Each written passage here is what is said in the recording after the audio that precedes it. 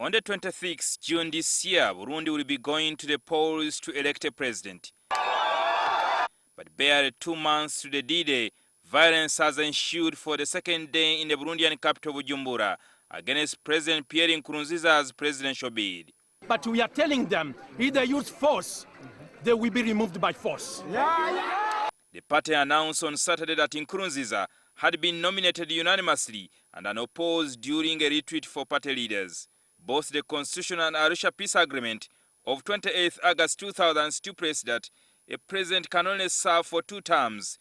But Nkurunziza's party supporters say he is eligible for another term because his first term in office was bestowed on him by lawmakers.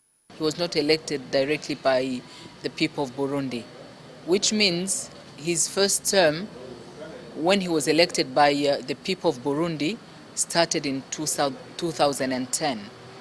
Nkurunziza's critics say this is not a proper interpretation. In an exclusive interview with NTV, former President Sylvester Ntibantunganya said Nkurunziza should reconsider his third-term presidential bid for the sake of peace in Burundi. Our constitution is very clear. And when you read the Arusha agreement, it's also clear you have not to compromise for peace and security. Ntibantunganya served as president of Burundi from 30th September 1994 to 25th July 1996 after the assassination of President Cyprien Ntaryamira, who died together with Rwandan President Jovial Habyarimana in a plane crash in 1994. Ntibantunganya was later toppled through a military coup orchestrated by President Pierre Nkurunziza. Now, the capacity to test democracy is going to be now when they are faced with a challenge of discontent. That without or with any discontent, the solution lies in the ballot and not the bullet.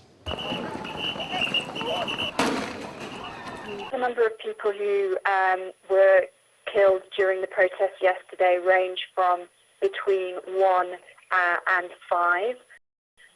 Yesterday, one of the main radio stations, Radio Publique Africaine, RPA, was raided by 3 ministers.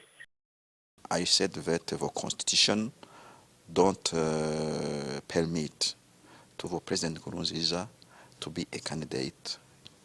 We have to do all necessary efforts to stop all decision which can conduct to violence. Recently, Tanzania's President Jakaya Kikwete warned Burundians that he would not hesitate to intervene should violence break out in Burundi. Desist from talking about resorting to violence. Burundi, a small nation of about 5 million people, has had 8 presidents since her independence in 1962.